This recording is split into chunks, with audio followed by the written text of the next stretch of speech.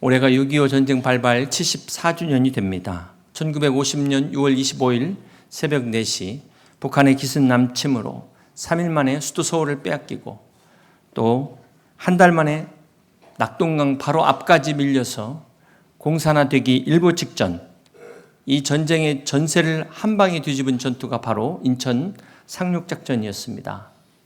그러나 이 인천 상륙작전이 처음에 미국의 합동참모본부의 극심한 반대에 부딪혔는데요. 그 이유가 역사상 지금까지 500번의 상륙작전 중에 성공한 사례가 단 한 번밖에 없었기 때문입니다. 또한 인천 앞바다는 유엔군의 이 함정이 들어가기에는 좁은 수로였고 또 조수간만의 차이가 커서 작전 제한 시간이 2시간 안에 끝내야 되는 그런 어려운 상황이었습니다.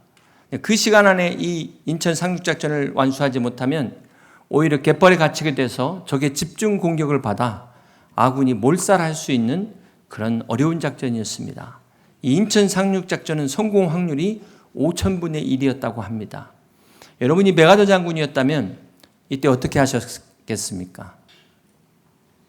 이 메가더 장군의 회고록을 보면 메가더 장군은 이렇게 어려운 결정을 어떻게 강행할 수 있었을까?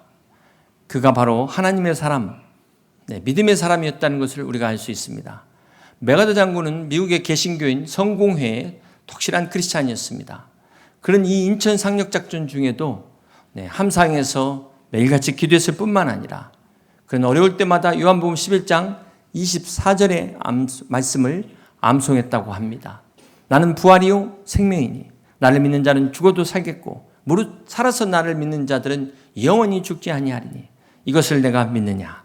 이 말씀을 붙잡고 위기를 벗어났다고 합니다. 이 메가더 장군은 1950년 9월 29일 서울을 수복한 이 기념연설에서 이렇게 이야기했습니다. 하나님의 은총을 입어 우리 부대는 한국의 서울, 이 수도 서울을 해방시켰습니다. 이 거리는 잔악무도한 공산주의 압제에서 해방되었으며 시민들은 다시 자유와 인간의 존엄을 누리게 되었습니다. 이 결정적 승리를 되찾게 해주신 전능하신 하나님께 감사드립니다. 그러면서 우리 다 같이 주기도문을 합시다 라는 말에 많은 사람들이 일제히 함께 일어나 주기도문을 낭독했다고 합니다. 이날 이승만 대통령은 메가더 장군의 두 손을 꼭 잡고 감격의 눈물을 흘리면서 하나님이 이 민족을 구하기 위해 보내주신 당신을 사랑합니다 라고 이야기했다고 합니다. 메가더 장군이 52년간의 군 생활을 마감하면서 노병은 죽지 않는다. 다만 사라질 뿐이다. 라는 유명한 말을 남겼습니다. 그러나 이 메가더는 회고록에 보면은 또 이렇게 이야기합니다. 하나님의 계시에 따라 자기의 임무를 완수하기 위해 노력했던 한 노병, 이제 물러갑니다. 라고 고백하고 있습니다. 우리는 이 메가더의 고백에서 하나님께서 6.25 때 이 메가더 장군을 통하여 우리나라를 지켜주셨음을 알 수 있습니다. 메가더 장군이 아니었다면 우리는 벌써 공산화가 되었을 것입니다.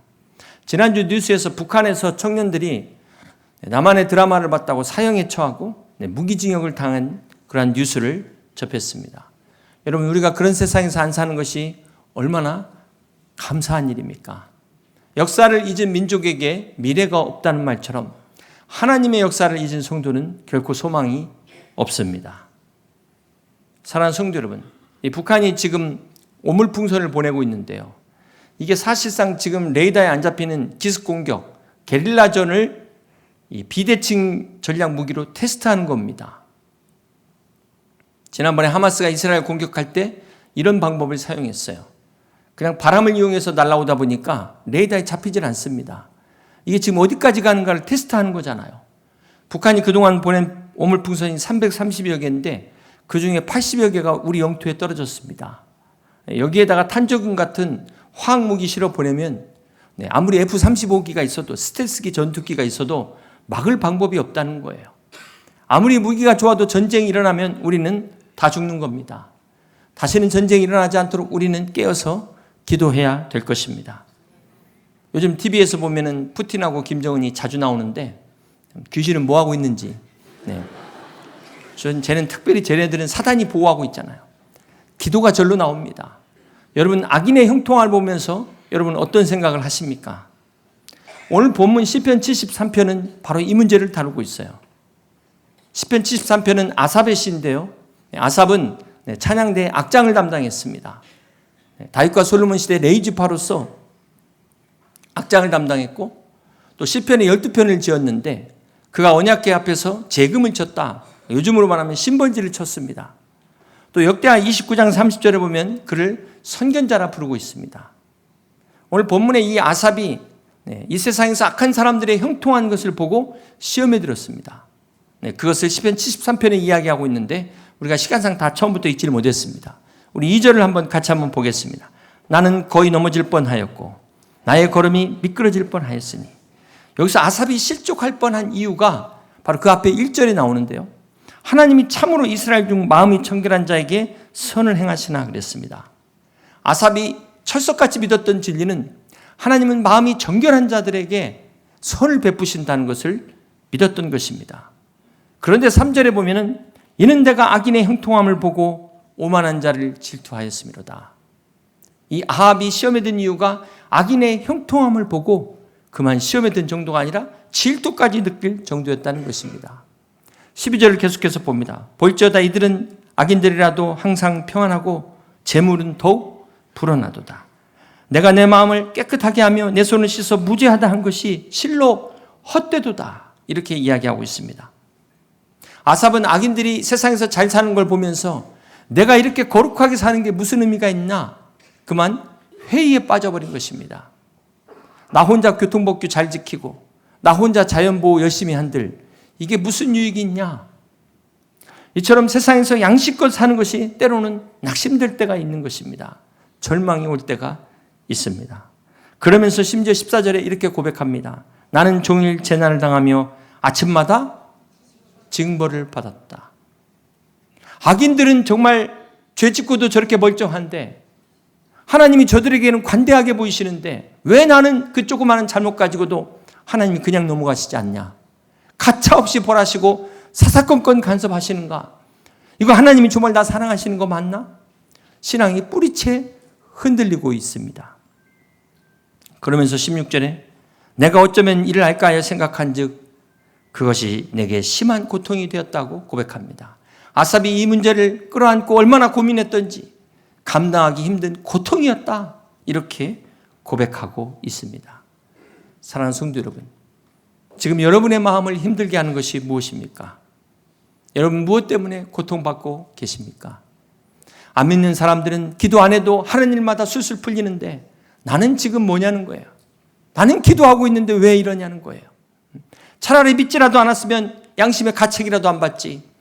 근데 이제 저렇게 살 수도 없고 아삽이 이렇게 실망하고 낙심해서 넘어질 뻔하다가 마침내 깨닫게 된 것입니다. 그것이 바로 오늘 17절입니다. 17절 함께 있습니다. 하나님의 성소에 들어갈 때야 그들의 종말을 내가 깨달았나이다.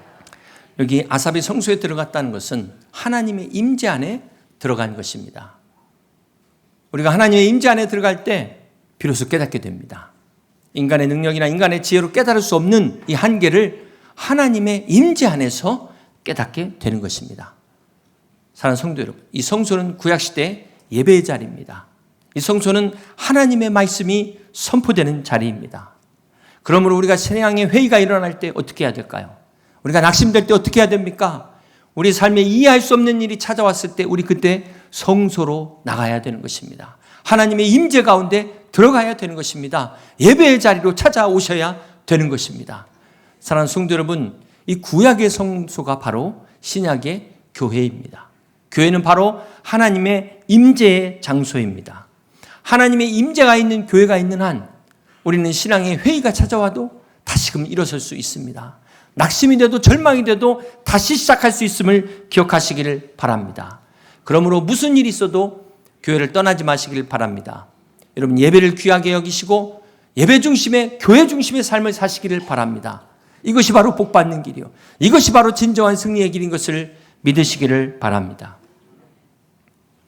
대부분은 이제 교회를 다닌다고 하시잖아요.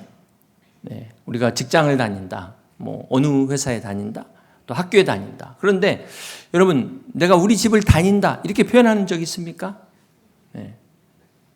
교회는 사실상 이 다니는 데가 아니라 집과 같은 곳이죠. 가정과 같은 속하는 곳입니다.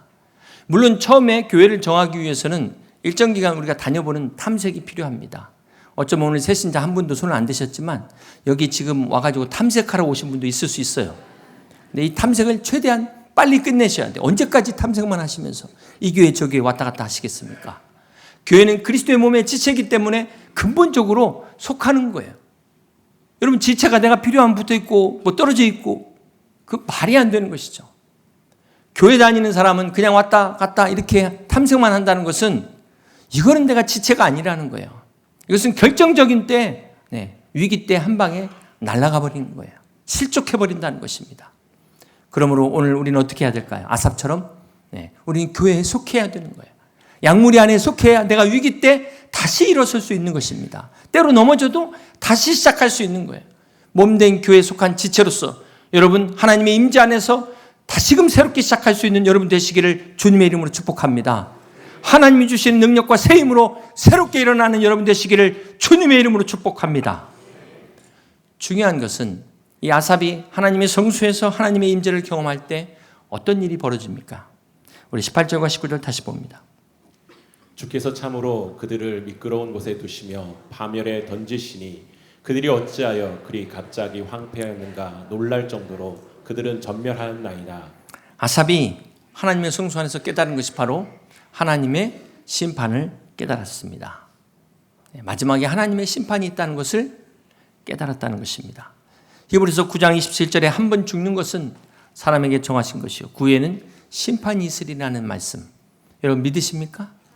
근데 아삽은 이 말씀을 이전에는 안 믿었다는 거예요. 아삽이 성소에 들어가서 이것을 비로소 믿어졌다는 것입니다. 악인들이 불법을 행하고도 저렇게 멀쩡한 것에 대해서 시험에 든 이유가 뭘까요? 바로 하나님의 이 마지막 심판을 믿지 않았다는 것입니다. 여러분, 왜 악인의 형통함을 부러워하십니까? 왜 돼지에게 막 먹이 많이 주고 돼지가 잘 먹는 것을 부러워하십니까? 계시록 20장 12절에 보면 또 내가 보니 죽은 자들이 큰 자나 작은 자나 그 보좌 앞에 서 있는 책들이 펴있고 또 다른 책이 펴졌으니 곧 생명책이라. 죽은 자들이 자기 행위를 따라 책들에 기록된 대로 심판을 받으니. 오늘 성경은 분명히 하나님의 심판을 말씀하고 있습니다. 우리가 이거를 생각하면 지금 자다가도 벌떡 깰 일이에요. 어떻게 구원받았다고 천국 간다고 끝날 수 있겠습니까? 우리가 하나님의 심판대 앞에 서는데 그날 얼마나 두렵고 떨리겠습니까? 이 하나님의 심판이 있다는 것을 잊지 마시길 바랍니다.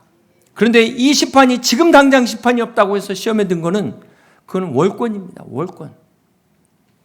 베드로후서 3장 9절에 보면 주의 약속은 어떤 이들이 더디다고 생각하는 것 같이 더딘 것이 아니라 오직 주께서는 너희를 대하여 오래 참으사 아무도 멸망하지 아니하고 다 회개하기에 이르기를 원하시느니라. 여기서 주의 약속은 바로 주님의 심판입니다. 왜 주님의 심판이 이렇게 더딥니까? 사랑하는 자다 죽게는 하루가 천날 같고 천년이 하루 같은 이 사실을 잊지 말라고 그랬어요. 아직도 믿지 않는 자들이 회개하고 돌아오기를 기다리시기 때문에 하나님의 심판이 유보된 것입니다. 그러므로 오늘 하나님의 심판을 믿는다면 우리는 절대로 악인의 형통함을 부러워하지 말아야 됩니다. 오히려 걱정해야 돼요. 정신 차려야 되는 것입니다. 아삽이 하나님의 심판이 자기의 코앞에 있음을 깨닫고 나서 그는 뭐라고 고백합니까? 21절에 내 마음이 산란하며 내 양심이 찔렸나이다. 하나님 앞에서 미안한 죄송한 마음을 느끼게 되는 거예요. 그러면서 22절에 이렇게 고백합니다. 내가 이같이 우매무지함으로 주 앞에 짐승이오나. 아삽이 잠시 유혹에 흔들려서 넘어질 뻔한 이 자신을 우매한 짐승과 같다. 이렇게 지금 표현하고 있습니다. 사랑하는 성도 여러분, 사단은 오늘 또 이렇게 우리를 유혹합니다. 미혹합니다. 악인의 형통함을 통해서 그거 봐라, 너 뭐냐? 우리의 신앙이 회의에 빠지게 하고 또 의심하게 해서 스스로 무너지고 하나님을 떠나고 교회를 떠나게 만드는 것입니다. 악인이 더 잘 살고 더 건강하고 저렇게 뇌물을 받는데도 들키지도 않는데 나는 그거 어쩌다 한번 받은 거 그거 들켜가지고 이게 뭐냐? 이게 하나님의 은혜라는 거예요. 하나님이 사랑하시니까. 아삽이 이걸 깨닫고 이렇게 고백합니다. 23절에 내가 항상 주와 함께하니 주께서 내 오른손을 붙드셨나이다. 주의 교훈으로 나를 인도하시고 후에는 영광으로 나를 영접하리니. 그렇습니다. 하나님의 임재 안에 있는 사람은 하나님이 그 손을 붙잡아 주십니다. 마지막에 그 손을 일으켜 주십니다. 그리고 주의 교훈과 훈계로 주님께서 말씀하시고 가르쳐 주십니다. 그래서 마침내 주의 영광에 참여하는 영광이 함께하는 것을 믿으시길 바랍니다. 여러분에게 이 믿음이 함께하시기를 주님의 이름으로 축복합니다. 마가복음 9장 22절에 보면 그 귀신 들린 그 아이의 아버지가 주님께 찾아와서 이렇게 이야기합니다. 우리 22절 23절 함께 봅니다. 귀신이 그를 죽이려고 불과 물에 자주 던졌나이다. 그러나 무엇을 하실 수 있거든 우리를 불쌍히 여기사 도와주옵소서. 예수께서 이르시되 할 수 있거든이 무슨 말이냐. 믿는 자에게는 능히 하지 못할 일이 없느니라 하시니. 네. 믿는 자에게 능치 못할 일이 없다. 우리가 너무 좋아하는 말씀입니다. 네. 그런데 이 본문 말씀을 자세히 보면 지금 아버지가 귀신 들린 아이의 상황을 다 이야기하면서 무엇을 하실 수 있거든, 이게 뭔 말입니까? 자기가 지금 해볼 수 있는 것, 그 당시로서 할 수 있는 모든 것을 다 해봤다는 거예요. 다 해봤다는 거예요. 그리고 마지막에 주님께 찾아와가지고 뭘 하실 수 있거든, 이렇게 말하는 겁니다. 이걸 정확히 표현하면 당신이 뭔가 할 수 있는 게 있다면, 당신이 뭐라도 해볼 수 있는 것 뭐 하나만이라도 있다면, 이런 뜻입니다. 예수님은 이 사람의 말에 대해서 뭐라고 말씀하셨습니까? 할 수 있거든이 무슨 말이냐? 믿는 자에게 능치 못할 일이 없다. 여기에 생략된 말이 있어요. 여기에 생략된 말. 바로 나를 믿으면, 예수 그리스도를 믿으면 주님이 못하실 일이 없다는 것입니다. 사랑하는 성도 여러분, 여기서 중요한 것은 내가 믿고 싶은 것을 믿는 게 아니라는 거예요. 예수님이 누구시냐? 이것을 믿는 것입니다. 참된 믿음은 무엇을 믿느냐가 아니라 누구를 믿느냐는 것입니다. 우리가 이걸 흔들리면 안 돼요. 내가 무조건 할 수 있다. 이건 믿음이 아닙니다. 이건 신념입니다. 어떤 사람들은 하나님을 믿기보다는 하나님이 나를 위해서 뭘 해주실 건가 이걸 믿는데, 이게 믿음 같아 보이는데 엄밀히 말하면 진정한 믿음이 아니라는 거예요. 많은 사람들이 착각하는 게 뭡니까? 믿는다면서도 내가 원하는 대로 원하는 걸 이루기를 바라는 것은 하나님이 원하시는 믿음이 아니라는 것입니다. 이것을 히브리서 6장 1절은 이렇게 말해요. 그러므로 우리가 그리스도의 도에 초보를 버리고 죽은 행실을 회개함과 하나님께 대한 신앙과 침례들과 안수와 죽은 자의 부활과 영원한 심판에 관한 교훈의 털을 다시 닦지 말고 어디로 나아가라? 완전한 대로 나아갈지니라 말씀하고 있는 것입니다. 신앙의 초보를 버리라는 것입니다. 아이가 태어나면 엄마의 젖을 먹죠. 그러다 이유식을 먹다가 그 다음에는 맛있는 걸 먹어요. 맛있는 거, 먹고 싶은 거. 그러다가 이제 나이가 들면 몸에 좋은 거 먹습니다. 입에 써도, 먹기 거북해도 몸에 좋다고 하면, 이렇게, 이런 것처럼 신앙도 마찬가지라는 거예요. 초신자 때는 그냥 먹여주는 대로, 말씀대로 이렇게 먹다가 이제 자기가 듣기 좋은 말씀만 이렇게 골라가지고, 우리가 그 세례 시작할 때 송구영신 예배를 드리면서 새 첫 예배에 하나님의 말씀을 다 이렇게 나눠주는데 딱 받고 마음에 안 들면 받고 골라, 자기가 골라. 이게 신앙의 초보예요. 성숙한 단계에 들어가면은 아멘, 하나님이 주신 뜻이 있겠지. 이게 성숙한 신앙입니다. 그리고 듣기 거북한 말씀도 아멘. 이게 초보의 단계가 벗어나는 거예요. 초보는 하나님이 주시는 것, 그 선물에만 관심이 있다면, 신앙은 하나님께 대한 관심입니다. 사이다 콜라 여름에 시원한 것 같지만 계속 갈증이 해결되지 않아요. 마셔도 목이 마르는 이 갈급함을 누가 해결할 수 있겠습니까? 받아도 가져도 공허함을, 이건 세상이 해결할 수 없는 거예요. 아삽이 이걸 깨닫고 이렇게 고백합니다. 하늘에서는 주의 누가 내게 있으리요? 땅에서는 주밖에 내가 사모할이 없나이다. 내 육체와 마음은 생각하나 하나님은 내 마음의 반석이시오 영원한 분기시니라. 할렐루야. 여기 분기시 바로 유산을 말하는 것입니다. 하나님이 나의 영원한 유산이라는 거예요. 하나님이 나의 진정한 상급이라는 것입니다. 최고의 트로피라는 거예요. 다시는 목마르지 않는 생수와 같은 바로 그 하나님. 그 하나님이 우리의 진정한 유산 되신 것을 믿으시길 바랍니다. 사랑하는 성도 여러분, 이 신앙은 바로 이 하나님이 주시는 것에서 하나님으로부터 바뀌는 것, 이것이 바로 진정한 믿음입니다. 아삽이 이걸 깨닫고 이렇게 고백해요. 28절에 우리 함께 있습니다. 하나님께 가까이함이 내게 복이라. 내가 주 여호와를 나의 피난처로 삼아 주의 모든 행적을 전파하리이다. 하나님께 가까이함이 내게 복이라. 그렇습니다. 사랑하는 성도 여러분, 사람은 누구를 가까이 하느냐? 친구를 보면 그 사람을 안다 그랬어요. 네, 저 푸틴하고 김정은은 서로 가까이 하면 안 되는데, 네, 파리를 따라가면 어디를 가게 될까요? 네, 더러운 화장실로 갑니다. 꿀벌을 따라가면 어디를 갑니까? 향기로운 꽃을 만납니다. 그래서 우리가 누구와 함께 하느냐? 중요한 겁니다. 인생의 행복과 불행, 성공과 실패는 누구를 가까이 하느냐, 무엇을 가까이 하느냐에 따라 결정됩니다. 그럼 담배 피는 사람 옆에 계속 있어 보세요. 냄새가 배요. 네. 정말 무서운 거는 우리가 이 무의식적으로 세뇌당하는 것. 이게 얼마나 무서운 건지 아세요? 1957년 미국 뉴저지 영화관에서 실험을 했는데요. 영화 중간에 이렇게 막 장면을 집어넣은 겁니다. 그걸 3000분의 1 초에 딱 집어넣으니까 우리 눈으로는 식별이 안 돼요. 팝콘하고 콜라의 사진을 3000분의 1초 안에 딱 넣었더니만 어떤 결과가 일어났을까요? 6주간 실험을 했더니 팝콘의 판매율이 58% 증가하고 콜라가 18% 증가했다. 이게 바로 잠재의식을 이용한 광고입니다. 그래서 서브리미널 애드버타이징, 이걸 우리말로는 식역화 광고다 해서 심리학적인 용어죠. 그래서 이런 광고는 지금 법으로 금지되어 있습니다. 그러나 사단은 지금도 사용하고 있어요. 우리의 무의식 상태를 통해서 잠재의식으로 파고드는 겁니다. 나도 모르는 사이에 내용을 뺏기는 거예요. 이게 얼마나 무섭습니까? 이처럼 우리가 긍정적인 사람 옆에 있으면 나도 긍정적이 되는 겁니다. 부정적인 영향 아래 있으면 어떻게 돼요? 나도 모르게 부정적이 돼요. 네.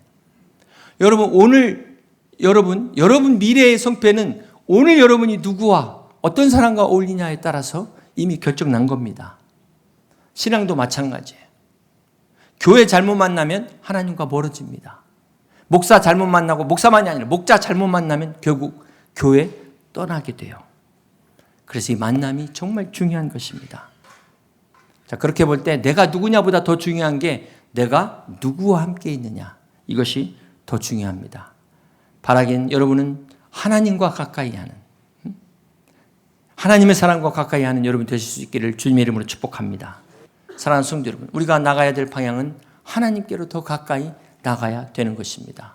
비록 우리가 지금 인생의 캄캄한 터널에 한 중앙에 있다 할지라도, 한치 앞을 볼 수 없는 폭풍 가운데 있다 할지라도 우리는 한 걸음 한 걸음 주께로 더 가까이 나가야 되는 것입니다. 하나님의 말씀 앞에 나가야 되는 것입니다. 야고보서 4장 8절에 하나님을 가까이 하라, 그리하면 너희를 가까이 하시리라 말씀하셨습니다. 우리가 하나님 앞에 가까이 나갈 때, 말씀 앞에 설 때 마침내 하나님께서 우리와 함께 하셔서 주님 안에 진정한 축복을 누리게 하실 것입니다. 사랑하는 성도 여러분, 죄로 인해 지옥의 형벌을 피할 수 없는 이 인생들이 살아계신 하나님을 아버지로 모시게 된 이것이 진정한 축복 아니겠습니까?